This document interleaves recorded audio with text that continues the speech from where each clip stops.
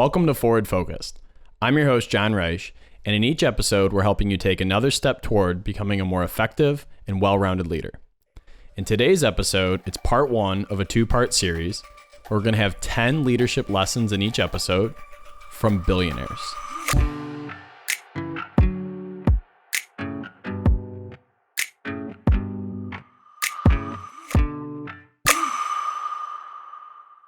So one of the benefits of being in the Keller Williams ecosystem is on a pretty regular basis, I get to be in a room with Gary Keller. Now you may wonder who Gary Keller is, and for those of you who don't know, he is the co-founder and current chairman of Keller Williams Realty and KWX. This is the largest real estate company in the world. It's privately held, and its culture and the way in which the company is run has been studied by Stanford and Harvard. Gary Keller is one of very few billionaires in the United States, and he's not just a billionaire of financial wealth, right? He's got a billionaire mindset. The way he thinks, the way he communicates, the way he speaks with others and helps others achieve their goals is incredible. So it hit me like a ton of bricks when I was reviewing some notes from the last couple of years that I've been in the room with him multiple times, and there are so many different lessons that he's given to all the leaders within his organization. And I felt like doing a two-part series would be super helpful to kind of dive into some of these lessons and how they may apply to your leadership journey, no matter where you may be on the process or the journey that you're on. So there's 621 billionaires in the United States as of the end of 2019. And there's lessons that have become truisms. They've become realities that anybody can learn from or grow from. The first lesson that Gary talked about, it was actually from a conversation he had with Warren Buffett. And it was that people will not unify if you do not lead them. Help them discover what teamwork is. If you think about everyone wanting to row in the same direction, picture a boat. And if you have certain people rowing at the wrong time or at infrequent times, right? Maybe persons 1 and 3 out of a 5-person team row, and then 2 and 4 and 5 are rowing at a different time. The inconsistencies of that boat, it's not going to get you to your journey as efficiently, as smoothly, or as effectively as possible. A great book that is helpful in regards to getting your team on the same page is The 5 Dysfunctions of a Team. I've referenced it before here at getforwardfocus.com, and I want to bring it back to the forefront again because it's a great book that focuses on communication. It focuses on work, love languages, and what your coworkers expect. It focuses on working together and having compromise at the forefront of your relationships. The last thing around unifying your team that you want to focus on, getting to know their purpose. Getting to know why they were attracted to your organization or attracted to the team that they're now on. Remember, it always starts with what's in it for me. What is my role in the team? What am I going to get out of this team operating at the highest level? The next quote that really stood out to me was, "You don't have to travel the world to change it." I love this one, mainly because of the visual that it provides. A great podcast that looks at leadership at a global scale is called the Global Leadership Podcast. And what I love about this podcast is it brings different leaders, industries, and economies to the forefront, looking at different styles of leadership. I'll give you an example. In the Middle East, servant leadership or leadership of the self, focusing on your own personal goals and then living out your life's mission based on your own personal goals, that's actually frowned upon in the Middle East. In the Middle East, it's very much community-centric, community-driven. What is the right thing to do for the community or the group of people? You put others before you put yourself, right? And in the United States, it's very much of like, you got to identify your passions, your own core values, your personal belief systems, your own mission. And then once you have that identified, you go find a community that you can belong in. So that's an example of how I've never been to the Middle East, yet I've read many different books. I've talked to different leaders who have been there. I have friends who have lived there, are from there, and I've picked their brain about societal norms and how leadership works. And again, that Global Leadership Podcast is a great resource for you to get dialed in on how leadership works all over the world. The final thing on that There's industries that exist in different parts of the world that have been disrupted due to climate change, due to innovations. We're going to talk about that in a little bit. And so the more that you have a deeper understanding of how this world works, even without traveling there, the better you'll be more equipped to work and to thrive and lead in a global economy, which is really what we've been in for 2 decades at this point. My personal favorite is this one. You have to make peace with the boredom of focus when you want to succeed. I'm going to repeat that one. You have to make peace with the boredom of focus when you want to succeed.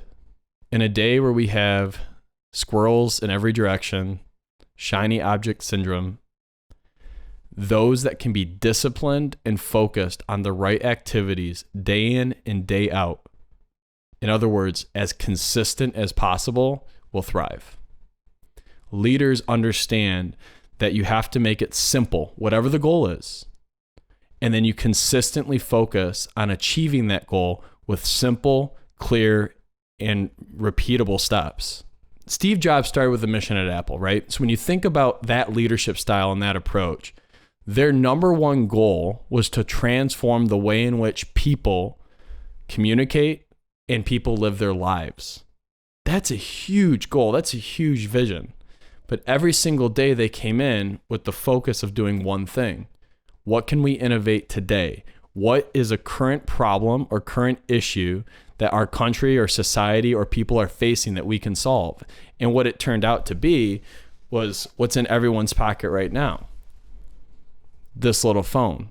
But the thing about this phone is it does more than the first supercomputer that Steve Jobs built. And so what does that tell us? What's the lesson? He said, make it better, make it better, make it better. How can we make it better? What's one thing we can do better? How can we make this even better? And every year, that was his anthem. That was his focus, make it better. And in fact, Apple lost its way for a little bit. The One Thing book talks about this. But when Steve Jobs came back to Apple after he had left the company, they had over 300 plus products that were in design. The company had lost its way. And the very first thing he did in the first few months, he whittled it down to 10 products that they would focus on. One of which was the phone, one of which was a larger version of the phone, now known as a tablet, and one of which was actually your iWatch.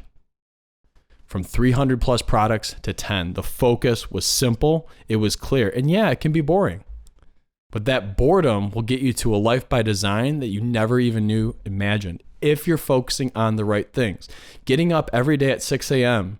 to be as fit as you possibly can. Meal prepping every Sunday and eating chicken with rice and asparagus 5 days a week. That's boring. And yet it yields you the results that so many people desire on TikTok. Number 4, when you want to supercharge your life, you have to put the hours in. The extra hours. Because then no one can catch you. Long hours are not virtuous. They're not. You need to have balance. But depending on where you are in life, long hours can be very strategic.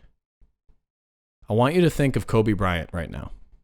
It's hard to believe he's been gone nearly 2 years. But when you think about Kobe Bryant, he was the first one to show up and the last one to leave. Now, did he have a loving family? Did his girls look up to him? It was very clear based on post and the love and outpouring that yes, they had a relationship with their father. Yet he was very strategic, especially coming into playoffs or coming from into preseason, right before a season would start. He would double down on his focus, on his regimen, on his training. And do you know that he would not leave his practice until he made at least 1,000 free throws?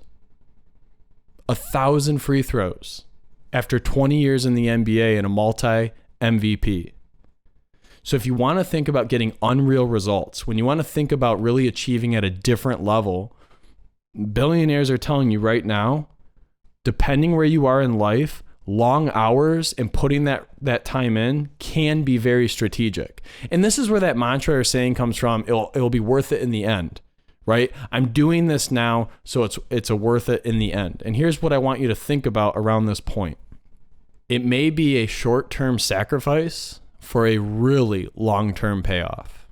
In whatever world that may be in your leadership or in your business or organization, the short-term sacrifice of maybe not having Sunday fun day and, swimming and having margaritas and actually focusing on, building what the rest of your week may look like or the rest of your month might look like. Maybe it's listening to that podcast or writing that next 5 pages in the book that you've been wanting to write for the last 5 years. Whatever that may be, that short-term sacrifice could have really, really long-term payoff. Next up, the individual that changes the world is the one who never gave up. This one's a little idealistic, and I understand that. But in Gary Keller's podcast, Think Like a CEO, he talks about how many times he wanted to throw in the towel. He talks about the times that he went bankrupt. He talks about the time that he almost lost everything at the very start of launching his business, right? But 37 plus years later, he's got a global sales force that's larger than anyone on the planet. Everybody wants to be his company. And it's because he had a relentless pursuit of focusing on helping others actualize their dreams and grow their business. He never gave up. He's had people slander him and talk poorly about him. He's had people steal from him.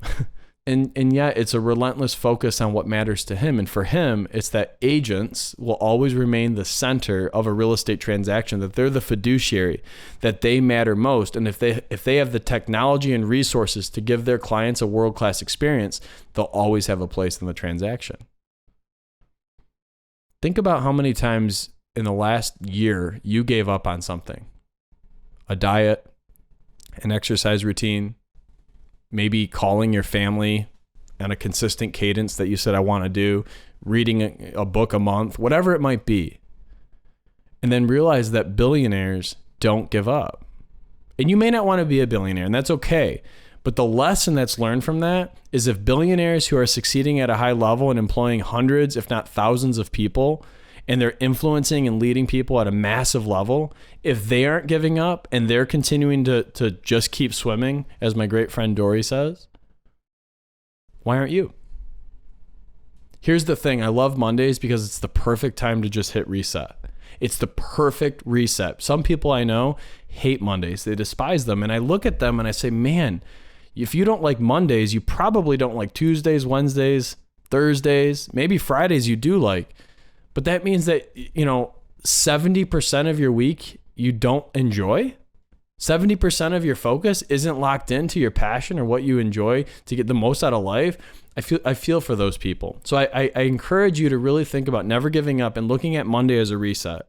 It's a whole new mindset when you do that. Okay, here's another one that's awesome. The fact of the matter is you can either disrupt or be disrupted. Now, this is specifically talking about business and industry. I want you to think about the railroads and the railroads that were being laid across the country in the 18 and early 1900s. And what kind of change that made to folks who owned horse carriage and donkey freight companies. Think about that for a moment. And think about these owners of horses who had 500-600 horses and they were shipping freight across the country, and they would say, those trains are dangerous. They're not proven. They could explode. They'll crash. They'll run off the tracks. And then I want you to think another 100 years forward as the automobile and trucking industry, as well as plane, just took off. And what trains owners and train leaders had to do. Oh, wait a minute. The plane could crash. Tires blow out. Trains don't have tires. See, we think today in our modern life that cars and planes and trains and all these different things are just natural, but you got to understand it's been a progression the entire time. And this ties into my next point. There is massive difference between organic growth and disruptive growth, and you need to know the difference. I'll repeat that. There's massive difference between organic growth and disruptive growth, and you need to know the difference. I'm going to give a really clean example on this one. First off, the book that you want to look into is called The Innovator's Dilemma. The Innovator's Dilemma is all about being disrupted versus being the disruptor, okay? And it's about somebody that already has market share, yet they need to be, proofing their business for the future. So it's the person that sees that the automobile's the future, yet they're still owning horses, and they know that for the next 5 to 7 years, horses are still going to be very profitable. Well, how do you have the best horses while you're investing in the car? That's the innovator's dilemma. That book's phenomenal. I want to talk about organic versus disruptive growth, though, because there's a huge difference, and there's a great analogy that will help kind of bring this to light. So I want you to think of the modern day car dealership. And I want you to think of the car dealership over the last 20 years and how it has or has not changed, okay? If you go into Texas right now, Austin, Texas, for example, there's Ford and General Motor dealerships that are 150,000 square feet with between 500 to 1,000 vehicles just sitting on the lot. A lot of physical space taking up, a lot of money just sitting there, open to the elements. I know in Michigan, earlier this year, we had really severe flooding and dealerships lost hundreds of vehicles, thousands of dollars of inventory due to that flooding, right? Well, at any rate, if you go onto these dealerships, you got to, walk through and you look at the different vehicles, and then you got to see if you can get pre-approved in the financing department. And then they want you to sit with their financing department, and they try and sell you wheel insurance and rust coating stuff. And you're not really sure what you're paying, and it's not always transparent pricing, and the price that you saw online is different than the price that they're being quoted to you now. And so the experience, to put it best, is probably, between 3 to 5 hours at best. Right? And at times it's stressful and it can feel like you're being duped. Now, this isn't a knock against car dealerships. It's just what the experience can be for a lot of folks. Well, then let's look at something like Carvana or Vroom. Carvana has come along, Vroom has come along, and they're on the side of strategic highways in different markets. And in Carvana's example, they actually have like a tower of cars with rotating floors that can go in and out of the ground. And so instead of having 150,000 square feet, they have 15,000 square foot facilities. And if you're looking online, the pricing matches, you can chat with somebody in real time, and everything matches to your experience when you go to a Carvana spot. However, when you get to Carvana spot, it can still take you a couple hours to be able to purchase that vehicle, to go with their financing, right? There's still some of those not bundled or clean services that people look for. However, Carvana has disrupted what GM or Ford had done, right? And then flash forward one more time to Tesla. You can walk into a 5,000 or less square foot facility, build out, design, and color your Tesla online or in studio. You can buy a Tesla from a Tesla. And by the way, did you know that the average time a customer's in Tesla's facility is 9 minutes? Because they've done all the work ahead of time. They've been checked in by the sales force, the technicians, the engineers, and you can build everything online. 9 minutes. So from 4 to 5 hours to 9 minutes. That's the perfect example of organic growth, which is just let's grow by 5% more next year. Let's sell a few more vehicles, to disruptive growth. Tesla's market cap on the stock market is greater than all the other companies combined that I mentioned. Think about that for a moment, because Tesla is not just a car company. And by the way, I don't own any stock in Tesla. I'm not an endorser of Tesla necessarily. It's a leadership lesson in terms of disruption. What are you doing in your business, in your organization, to be forward focused, thinking about the ways in which you need to be disruptive? Because if you aren't thinking about it, somebody else is. I promise you that. Which leads me to the next point. There's always a disruptor. And when it stops being you, it's going to be someone else. One of my favorite podcasts outside of Forward Focused is Business Wars. If you haven't checked out Business Wars, it does such a nice job of highlighting up and comings versus folks that have had market share for a long time. It talks about how Starbucks got started and the need that they felt that they could provide to the consumers. So remember, the day you stop disrupting yourself, the day you stop asking yourself, like, what can I do differently? What can I do better? How can I serve our consumer base at a higher level? It opens the door for somebody else to come disrupt you. And so if you think about Warren Buffett, for 60 plus years, he's been known as, this guru on investing. He's stayed tried and true in his lane in terms of what he knows. But yes, he's embraced things like ETFs, right? They didn't have ETFs 35 years ago. So he's had to learn how these traded funds have worked and how they can play a role in his portfolio or what he offers with Berkshire Hathaway. So it's the same idea. Every single day he's looking at, okay, what are the cryptocurrencies that are now starting to catch momentum? And how would that play a role in government, in countries, in economies around the world, and how is that going to influence the stock market? So that's another tangible example, and I think Business Wars could be a good resource if you want to dive deeper into that disruption conversation. 2 more points on these first 10 points in part 1 of Leadership Lessons from a Billionaire. Number 9, when you don't have what you want in life, you're missing a relationship.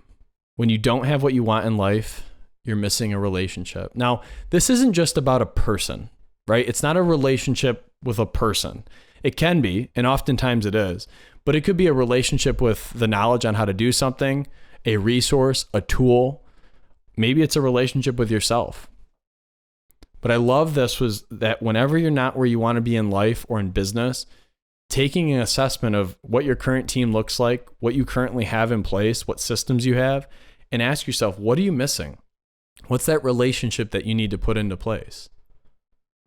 It's funny.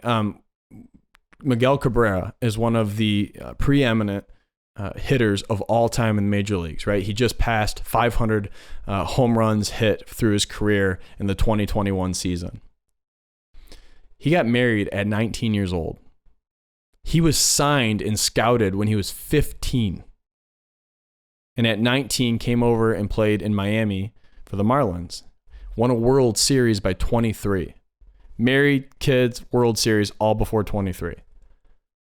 He turned to drugs and alcohol, right? He had money to spend and he had the life to live. What Detroit ended up doing, Miami and Detroit working together, but when he came to Detroit, we actually, the organization got him a life coach and 24/7 accountability partner. Gone was the booze, gone was the partying. Not that it wasn't easy, but those things were taken away from him so he could just be focused on what he needed to do and what he did best. And he only went on to hit the 500 home runs and be a multi-American League MVP and, the Triple Crown, which is incredible. Just Google Triple Crown if you don't know what that is. My point is that what he was missing, right, was a relationship with that accountability. And by the Detroit Tigers having the foresight to put that into place with him, he became one of the best hitters of all time. And then final point, 10 out of 10, here we go, before we go into part 2. The team is what wins the championship. And they blow up the team and then they trade players when they aren't winning those championships until they get the right team in place to win the championship. It's always the right people working together. I think back to 2004 with the Los Angeles Lakers taking on the Detroit Pistons. And everybody favored the Lakers, right? They had Shaq, they had Kobe, they had all of these bench and role players. I mean, this was an all-star squad, but here's the thing, they weren't playing like a team. You had 3 or 4 different MVPs or all-stars that wanted the ball. They wanted the spotlight. Whereas you had the Detroit Pistons that were focused on ball movement, defense, rotating quickly to their man to cover, getting in the face of the other squad, right? And the Detroit Pistons, of course, won the 2004 championship. And right after that year, that Lakers team was dismantled. And everybody really essentially, except for Kobe, was shipped off or traded. There's a lesson in that. Teams win championships. One of my favorite quotes that ties into teams winning championships is, if you want to go far, go together. If you want to go fast, go alone. Again, it comes down to what's your ultimate goal? Where do you want to go? And who around you can help you get there? Whether you're disrupting your industry, bringing in a new team member, looking at a new service or product that you want to deliver, how are you leveling up your organization, your focus to be relevant and to be thriving over the next 5 years, decade, 2 decades, etc.? One last resource around working as a team that is just he's a huge influence on myself is Craig Groeschel. and his leadership podcast. I've mentioned him before on here, and I'll probably mention him again. Craig Groeschel is just an incredible leader who he looks at leadership in a different way, and he's been an inspiration for what we've done here at Forward Focus. So check him out if you want more resources around building a team and developing relationships in your world. So that there concludes the first 10 points out of the total 20 points that we're going to be covering. There's a part 2 to come. I know it's been a lot of information. I know that this talk was a little bit all over the place. This talk is designed for you to go back and re-listen again and again and pull out little nuggets that you can apply into your life and business. Remember, where you are today isn't where you'll be next year, 5 years, 10. And so you'll hear these things differently as you continue to re-listen to them. Additionally, what we've done here, the team's put together a resource doc that you can get below that has all of these different bullet points organized for you and all the resources that I referenced in one spot for you. So a huge shout out to the team for making that happen. If you found value in today's content, please be sure to subscribe so you never miss a lesson to become the leader you deserve to be. And until next time, lead on.